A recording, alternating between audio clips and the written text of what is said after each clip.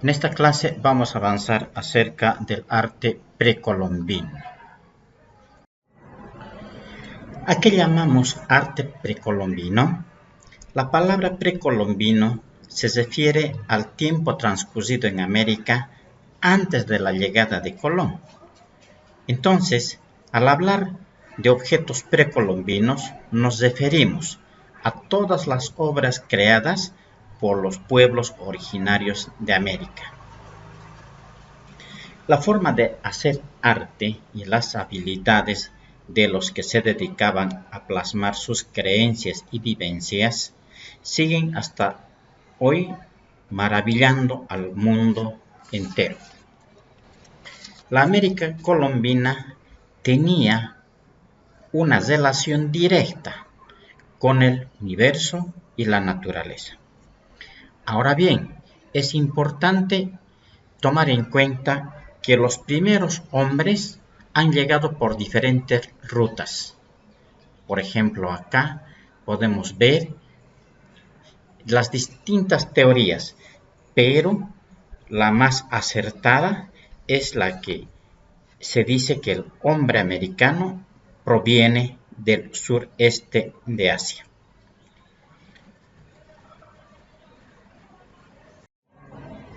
Entonces, como objeto de estudio, vamos a tomar en cuenta ahora todo lo que es la parte precolombina. Eso implica las culturas que se asentaron en la parte de México, América Central y Suramérica. Por lo tanto, vamos a hablar de la cultura azteca, de la cultura maya, de los uruchipayas y de los tiahuanacotas.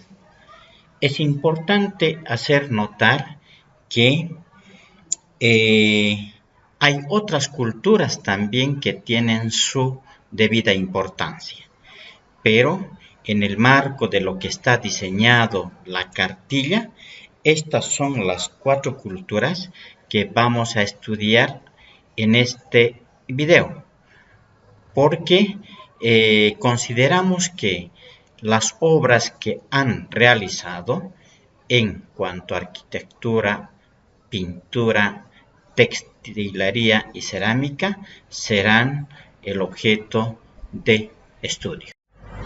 Continuando con el arte azteca, vamos a hablar de los orígenes y características de las obras más representativas en cuanto a arquitectura. Veamos, se dice que la arquitectura azteca es una de las modalidades de arte más importante en la civilización mesoamericana.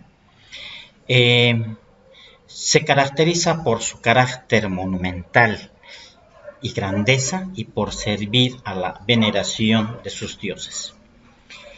La arquitectura y todo el arte azteca se desarrollaron en función de los intereses del Estado, ya que sirvió como lenguaje para transmitir su particular visión del mundo a lo interno de la sociedad y frente a otras culturas. Como todo arte mexicano, la arquitectura cumplía una función política religiosa. A través de la arquitectura, los aztecas quisieron demostrar el poder de su imperio. Esto explica por qué construyeron difíciles monumentos como el Templo Mayor y la pirámide de Tenayuca o las pirámides redondas. A través de estas construcciones se reforzó la magnificencia, o sea, la grandeza y la identidad de la sociedad azteca. Hay importantes construcciones que realizaron, que más adelante las vamos a mencionar. Ahora, el arte azteca se dice que fue una de las modalidades que ha sufrido mayor daño durante la conquista de los españoles, pues la mayoría de las edificaciones han quedado en ruinas. Son pocos hoy en día que se mantienen en pie estas construcciones milenarias. Hay mucho que explorar, hay muchas incógnitas que resolver. Entonces, esto limita el conocimiento profundo y la influencia recibida de los antepasados de estas otras culturas. Se infiere que, al igual que ocurrió con otras expresiones del arte azteca, como la escultura o la orfebrería, la arquitectura ha resultado de la fusión, o sea, vale decir, de la unión de diversos estilos de construcción a lo largo de casi 2 milenios de evolución en Centroamérica. Algunas de las características vamos a mencionarlas. Por ejemplo, una es que tenía un marcado sentido de orden y la simetría muy similar a la que se observa en las culturas mesoamericanas. La arquitectura mexicana es menos elegante que la arquitectura maya. Es una deducción de los estudiosos. También las líneas amplias como el diseño geométrico son expresiones simbólicas del poder del Estado y el carácter religioso de su arquitectura. La arquitectura también utilizó el bajorrelieve en diversos lugares, así como en las construcciones de sus plazas, muros y plataformas, como un complemento de comunicación de sus ideales y de su sentido religioso. Los modelos arquitectónicos aztecas más representativos desde ya son los templos. Esto no tienen que olvidarse. Están los templos, las pirámides y los palacios y algunas edificaciones públicas. Entonces, reiterando, los templos, las pirámides, los palacios y algunas representaciones públicas. Además, el tipo de construcción se atribuye en cuanto a los templos en honor a un dios llamado Quetzal, ¿no? La deidad del viento que tiene aspecto de remolino. Así podemos ir nombrando otras construcciones arquitectónicas, pero de momento estas serían las más importantes. Entre los templos más característicos podemos citar el Templo Mayor, entre las pirámides el de Cholula, también la pirámide de Tenayuca.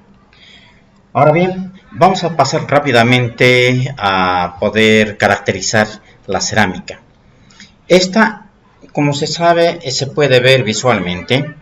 Es una expresión de carácter popular, sobre todo en lo relativo a las figuras de las personas y divinidades, entre las que se destacan figurillas femeninas de fertilidad y representaciones de sus dioses.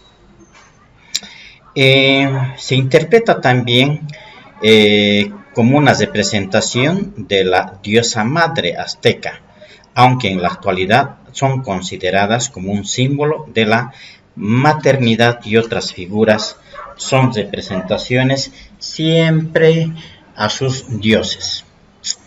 En cuanto a la pintura, es variado. Utilizan tintes muy sobresalientes, o sea, utilizan mucho la policromía, o sea, que quiere decir también de muchos colores, siempre también representando a los dioses, o los hombres notables, o animales o plantas relacionados a la vida real. Ahora vamos a continuar con la explicación de la arquitectura maya. Podemos decir que comprende un conjunto de edificaciones y estructuras que se levantan en las diferentes ciudades a las cuales ha pertenecido esta civilización. Por eso que la arquitectura maya se define como una de las construcciones de gran envergadura, quiere decir de gran tamaño, con detalles artísticos muy notorios. Este tipo de edificaciones se destacan, por ejemplo, los palacios que enamora por la belleza destinada al uso para las personas que pertenecían a las clases sociales altas. Una de las características es que la ubicación geográfica de estas ciudades estaba comprendido en los territorios que hoy es Honduras, México y Guatemala. Los mayas fueron excelentes constructores y transmitían su majestuosidad artística a través de las pirámides, ¿no? Y las ciudades eran construidas en base a la cercanía a los elementos donde podían encontrar el material que era la piedra caliza. Una de las evidencias es sobre todo con respecto a la arquitectura, es la destreza en el manejo de estos materiales, como dije, la piedra caliza y la arenisca.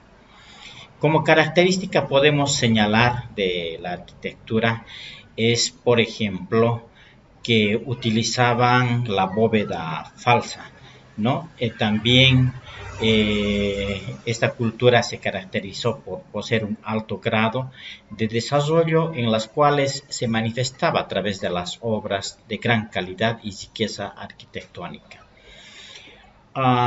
Decía como elemento, siendo reiterativo, es que poseían, por ejemplo, en lo más alto de la construcción, la crestería. Este daba como una especie de vivienda en la cima de la construcción arquitectónica, mucha elegancia, ¿no? Porque estas edificaciones estaban destinadas a los templos, en particular por los sacerdotes, ¿no? Ya dije el arco falso, ¿no? Que eran una decoración más para una apariencia similar a un marco, aunque mucho más angosto. Bien, ya hemos hablado de los materiales. En consecuencia, las construcciones arquitectónicas mayas han sido uno de los elementos que en realidad hasta ahora impresiona. Como característica de la escultura, podemos decir que era parte de la arquitectura, vale decir que era un elemento decorativo más de la arquitectura, ¿no? Por lo tanto, estaban constituidos como una categoría que era para poder dar mayor realce a las construcciones arquitectónicas.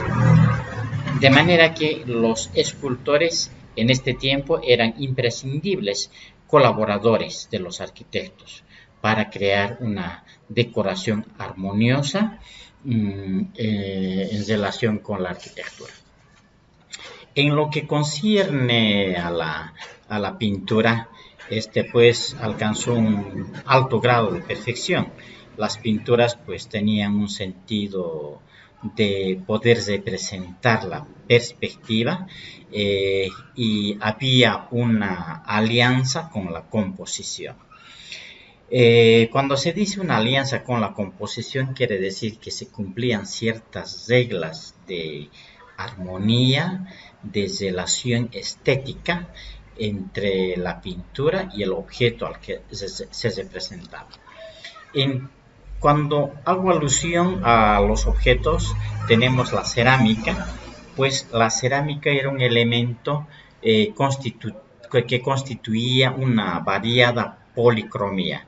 Reitero, estamos entendiendo por policromía a la utilización de varios colores, con un cuidado siempre estético para asignarle un privilegio al aspecto cultural.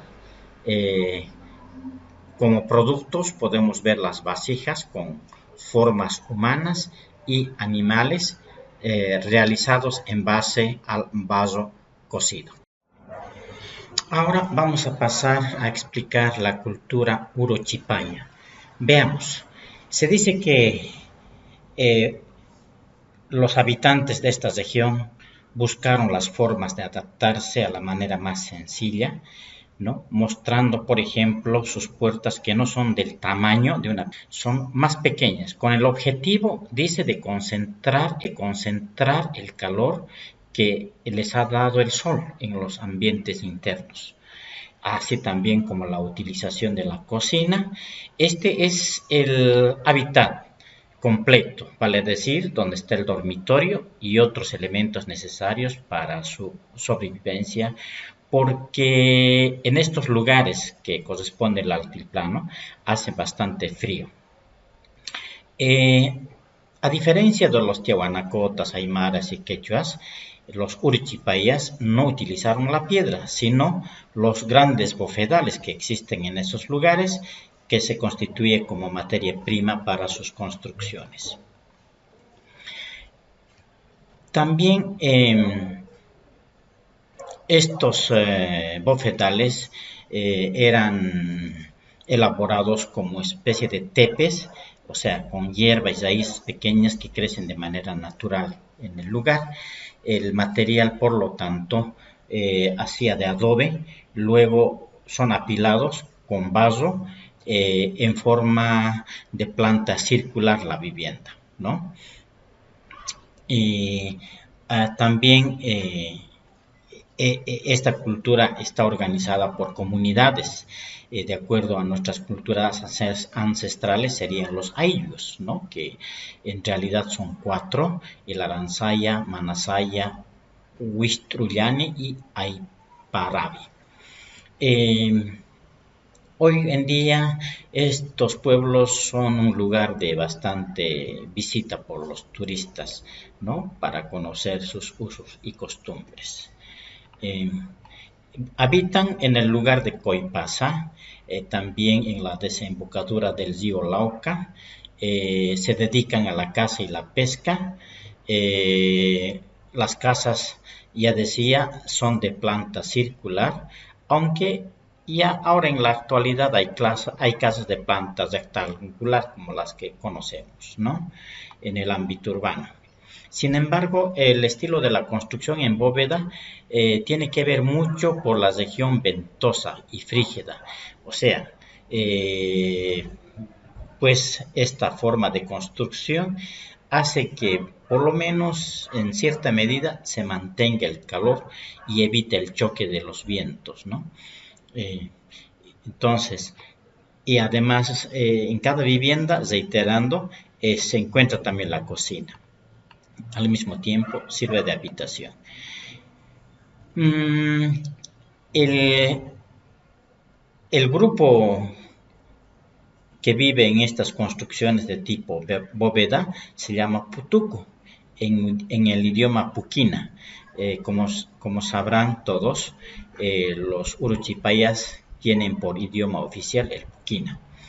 La construcción es simple, pero efectiva, por el hecho de que mantiene color, utilizan la materia prima de la región, sus tradiciones y costumbres y su cultura hasta ahora perviven, tienen una vestimenta muy especial que ya en otras unidades de formación seguramente vamos a ir estudiando. Bueno, finalmente vamos a terminar explicando la cultura de Tiahuanaco. Muchos imaginan que Tiahuanaco solamente es la Puerta del Sol, o por Tiahuanaco se entiende viendo los monolitos, y no es tanto así. Bueno, para empezar de manera ordenada, vamos a decir que Tiahuanaco es un sitio arqueológico. Se encuentra aproximadamente a 72 kilómetros desde la ciudad de La Paz. Bueno, en realidad Tiahuanaco es un conjunto de templos. Por ejemplo, tenemos el templo de Calasasaya. En su interior sí está la Puerta del Sol.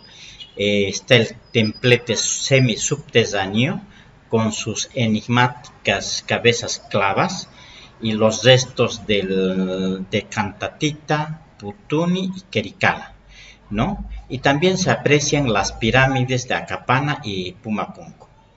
Bueno, se imaginan que Tiahuanaco pervive hasta hoy como 27 siglos de duración. Ya se pueden imaginar esa cantidad de años y aún es un resto de testimonio de nuestros antepasados. La cultura tiahuanacota es considerada como una de las más importantes del continente americano, ¿no? Porque ha sido capaz de tener una construcción con características científicas y al mismo tiempo artísticas, ¿no? Y la excepcional técnica del cultivo. Ahora, Tiahuanaco sorprende porque es un imperio que jugó un papel importante en el desarrollo de la civilización prehispánica andina. Comenzó como un pequeño asentamiento según los estudios realizados, pero después ya alrededor del año 1200 a.C., este pueblo era autosuficiente con una agricultura basada en el cultivo de la papa y muy bien conservadas sus productos en contra de la helada, ¿no? Lo mismo con los cereales. Pero lo más importante en esta parte de la explicación es necesario que tenga en cuenta que la Puerta del Sol, ¿no? Tiene una construcción pero interesante porque representa al dios Wari, ¿no? En realidad es un monumento imponente que está dentro del templo de Acapana. Ahora bien, este templo de Acapana mide una altura de 18 metros aproximadamente. Al norte de Acapana se encuentra Calasasaya, ¿no? Es un templo abierto rectangular, ¿no? Al parecer que fue utilizado como un centro observatorio, ¿no? En el interior están dos monolitos tallados y la monumental Puerta del Sol, ¿no? Estos en un bloque de material andesita. Ahora, la Puerta del Sol además tiene unas grabaciones en bajo y alto relieve que corresponden a un complicado calendario combinado con expresiones del pensamiento religioso y la cosmovisión andina, ¿no? Es una representación geométrica, dicen, de la Tierra. Tiene 11 pequeños soles que representan los diferentes meses del año y una posición de los solsticios, ¿no? Está definido por un Wilcacuti o figura que anuncia el retorno del sol hacia los equinoccios. También podemos ver en la Puerta del Sol están 3 filas de bajo relieve, cada uno con 16 figuras aladas con cabezas humanas. Entonces, como verán, esto es en realidad una construcción interesante que requiere mucho análisis. Pasando ya a Capana, otra de las construcciones, es una terraza de 15 metros de altura y 52 metros por cada lado.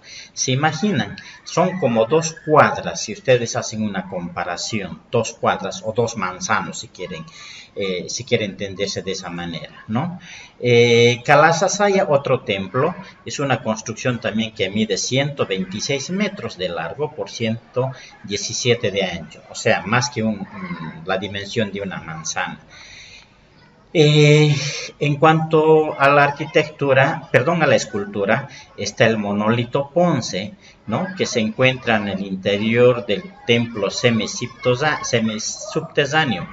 Este monolito, imagínense, es el más grande de todo Tiahuanaco, porque mide 7 metros con 30 centímetros de alto. Ya se pueden imaginar, 7 metros con 30 centímetros de alto por 1 metro y 20 de ancho, o sea, 1 metro con 20 centímetros. Es un solo bloque, quiere decir que esa es una sola pieza rectangular y se apoya en un pedestal. En realidad, Tiahuanaco no son solo ruinas, ¿no?, de visita para los turistas.